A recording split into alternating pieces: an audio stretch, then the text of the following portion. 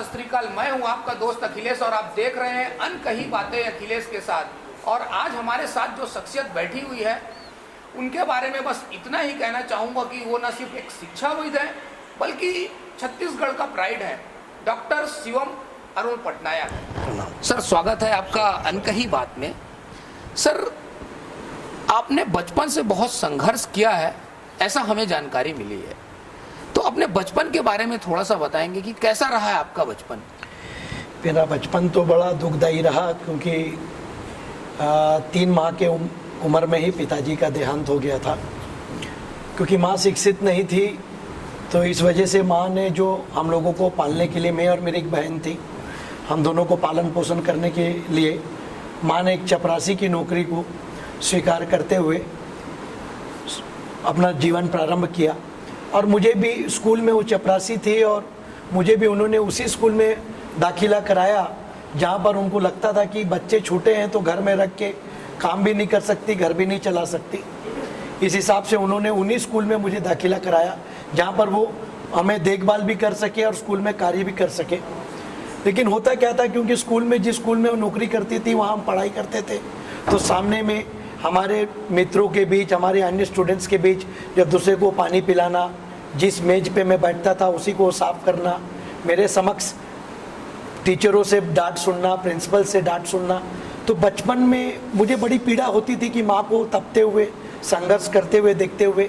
लेकिन जैसी ईश्वर की चाहत थी उसको तो उनको भेजना था। लेकिन माँ ने एक जीवन में एक बहुत बड़ा जो सीख मुझे सिखाया था कि वो सारा संघर्ष करते हुए भी, सारा परेशानी झेलते हुए भी अपने चेहरे में वो किसी प्रकार का परेशानियों को हमारे समक्ष पेश करने की कोशिश नहीं करती थी, जिससे कि हमारा मनोबल टूटे और हम लोग जीवन में संघर्ष ना कर पाए। ऐसे उद्देश्य से वो हमेशा मुस्कुराते हुए, बड़ी सरलता के साथ, बड़ी प्यार के साथ वो कार्य करती थी और सेवा भाव उनमें फूट फूट के भरा था। और वह मेरे जीवन के लिए एक बहुत बड़ा सीख था और आज वो मेरे लिए एक रोल मॉडल के रूप में आज भी है। और ऐसा मेरा जीवन चलता गया। और फिर मैं भी माँ के संघर्ष को देखने के बाद मुझे पढ़ने की इच्छा हुई। मैं पढ़ता चला गया। मैंने MBA किया, फॉरेन ट्रेड मैनेजमेंट किया, बाद में फिर मैंने PhD किया। लेकिन जब मैं PhD भी करता था, पढ़ाई भी करता था, तो मैं एक STD PSO से मैंने अपना जीवन प्रारंभ किया। मैं भी वैसी माँ के समान ही सवेरे प्रातः दुकान खोलता था, टेबल मेज साफ करता था, STD PSO में काम भी करता था। और 400 रुपया मुझे तार बार में जीत STD PSO में कुलदीप सिंह के यहाँ काम करते हुए मेरा पहला सैलरी 400 रुपया था। तब मैं CMD कॉलेज में ग्रेजुएशन कर रहा था। तो बचपन में मेरे में भी माँ को देख के जो भावना थी सेवा की कि कुछ करना है और काम छोटा बड़ा कुछ नहीं होता, बस अपने को स्टैंड करने के लिए हमको कुछ ना कुछ करना है।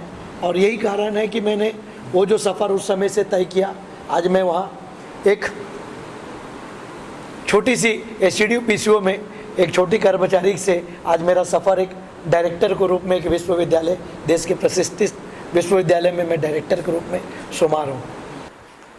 सर, आपने न सिर्फ देश में बल्कि विदेशों में भी नाम कमाया है। रिसेंटली आप फिजी गए थे, फिजी रेडियो के लिए भी आपने कुछ कहा, वहाँ की यूनिवर्सिटीज़ में भी कुछ कहा। उसके बारे में कुछ हमारे दर्शकों को बताएंगे कि कैसा रहा फिजी का टूर आपका? देखिए, फिजी तो बहुत ज़बरदस्त टूर रहा, क्योंकि मेरा ये पूरा स्पॉन्सरशिप टूर है। क्योंकि मैं पूर्व में न्यूजीलैंड रहा था उच्च शिक्षा के लिए, तो मेरे बहुत सारे यूरोपियन कंट्रीज़ पूर्व में विजिट हो चुकी थी। लेकिन फिजी में मेरे जो आमंत्रित किया गया था भारत के समुदाय के लोगों में, क्योंकि एजुकेशन इन ह्यूमन वैल्यूज़, आज सारे लोग तालीम तो ग्रहण करते हैं लेकिन तहजीब नाम की चीज़ जो है अब लोगों के देखने को नहीं मिल रहा है। तो पूर्व में हम लोगों ने तालीम के साथ तहजीब सीखते हुए सारे चीज़ों को हम लोगों ने अपने जीवन में इम्बाइब करने की कोशिश किया, जिससे कि हमारा जीवन को हम आत्मसात कर सके और हम अपने आप को अच्छा रख सकें। लेकिन अभी की वर्तमान स्थिति में क्या कि सारे लोग उच्च शिक्षा ग्रहण तो कर रहे हैं, लेकिन तहजीब नाम की चीज़ जो है उन लोगों में नहीं है। तो मैंने जीवन में एक पॉलिसी बनाया कि मैं इस क्षेत्र में कार्य करूंगा, एजुकेशन इन ह्यूमन वैल्यूज़, जिसमें मैं भारत में सारे स्कूल्स, कॉलेजेस, यूनिवर्सिटीज़ और नीति आयोग का भी मैं मेंटर हूं भारत सरकार का, जिसके माध्यम से मुझे विभिन्न विश्वविद्यालय, कॉलेज, IIMs, IITs सब जगह मेरे रेगुलर लेक्चर्स होते हैं। तो फिजी में भी मुझे इसी तारतम्य में बुलाया गया था। मैं वहाँ के सारे यूनिवर्सिटीज़, कॉलेजेस में मैंने कार्यक्रम किया, साथ में रेडियो फिजी, वहाँ के चैनलों में मैंने काम किया। मैं ये चाहता हूँ कि money without morality, science without knowledge, work without experience, dream without realisation and your education without character is merely waste. तो एजुकेशन विद कैरेक्टर होना चाहिए। तो मैं कैरेक्टर बिल्डिंग पे काम करने के लिए आगे बढ़ रहा हूँ। पूरे छत्तीसगढ़ में सारे राजनेताओं से आपके बड़े अच्छे संबंध हैं, चाहे वो भाजपा के हों चाहे वो कांग्रेस के हों। उसका क्या कारण है? ऐसी क्या चीज है अरुण पटनायक में जो सबको सम्मोहित कर लेती है? देखिए, सबसे पहला तो चीज़ है कि जीवन में हॉनेस्टी होना बहुत ज़रूरी है। मैंने जैसा कहा कि money comes and goes but morality comes and gross.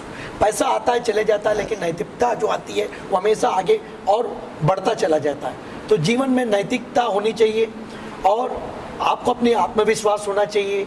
आप जो कह रहे हैं, जो कर रहे हैं और जो करवाना चाह रहे हैं, इस सब चीज़ में एक गोल होना चाहिए। गोल के पीछे का जो आपका जो ऑब्जेक्टिव है वो ऑब्जेक्टिव बहुत पॉजिटिव होना चाहिए और कभी भी एक्सपेक्टेशन के साथ कोई काम नहीं करना चाहिए। कभी भी मेरे संबंध वास्तव में आपने जो कहा कि भाजपा में, कांग्रेस में, केंद्र में ये संबंध होने का एकमात्र कारण है, मैं कभी कोई एक्सपेक्टेशन के साथ काम नहीं करता। मुझे एक चीज़ मालूम है कि जब बचपन ही मेरा संघर्षपूर्ण रहा, मैंने कभी जीवन में कल्पना नहीं किया था कि मैं इतनी उच्च शिक्षा ग्रहण करूंगा और इस प्रकार का कार्य मुझे करने का ईश्वर अवसर प्रदान करेंगे। लेकिन हमेशा ही सोचा कि ईमानदारी, नैतिकता के साथ मुझे आगे बढ़ना है। बड़े बुजुर्गों का आशीर्वाद रहा, माँ मेरी रोल मॉडल रही, सारे लोगों का आशीर्वाद था और इसी के साथ मैं आगे बढ़ता चला गया। और यही एक कारण है कि आज मेरे को सभी लोग एक्सेप्ट कर रहे हैं और मुझे भी उन लोगों के साथ रहना, उठना बैठना अच्छा लगता है, बाकी विदाउट एनी एक्सपेक्टेशन।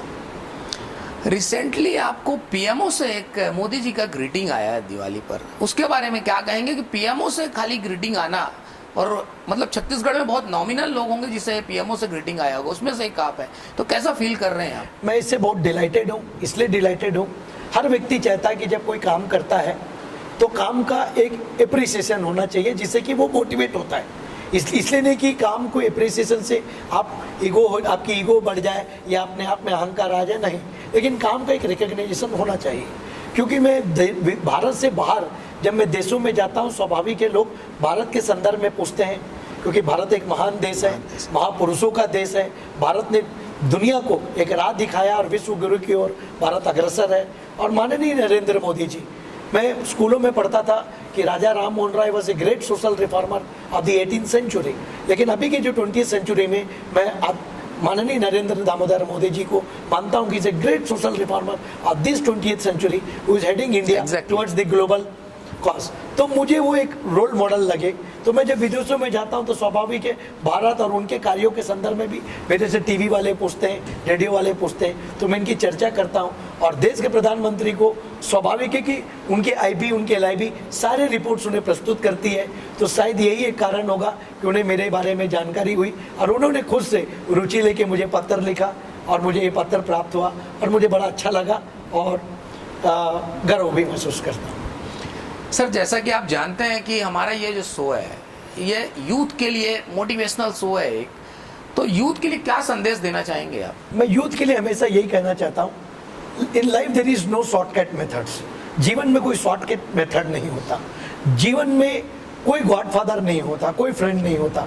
अगर फ्रेंड है तो आपका शरीर स्वयं आपका फ्रेंड है, उसके बाद ही कोई है। अगर आपका गॉडफादर कोई है तो आपके अंदर में बसने वाली आपकी अंतरात्मा है, जिससे आपको बार बार प्रश्न करना है, उससे ईश्वर तुल्य मानते हुए उस रास्ते में आपको आगे बढ़ना है। तो लाइफ में अगर जीवन में अगर आपको आगे बढ़ना है तो मैं यूथ के लिए यही मैसेज देना चाहता हूँ कि आपके पास a pleasing personality with a smiling face, with a honest approach, with dedication, with devotion, with discipline, with determination और with duty। अगर ये 5 Ds को जो आदमी अपने जीवन में आत्मसात करेगा, ड्यूटी, डिवोशन, डिसिप्लिन, डिटर्मिनेशन और डेडिकेशन, वही व्यक्ति जीवन में आगे बढ़ सकता है। समाज में उसकी अहम भूमिका जो है देश को अग्रसर कर सकता है और वो मान सम्मान भी कमा सकता है और वो एक नोबल व्यक्ति के रूप में अपने आप को प्रस्तुत कर सकता है। क्योंकि हम जीवन में कुछ बन जरूर सकते हैं, लेकिन अच्छा इंसान बनना बेहद जरूरी है। और यूथ के लिए मैं यही कहना चाहूँगा, rather becoming something, try to become a good human being, that is more important. Exactly. Thank you so much sir, आपने इतना समय दिया, थैंक यू सो मच।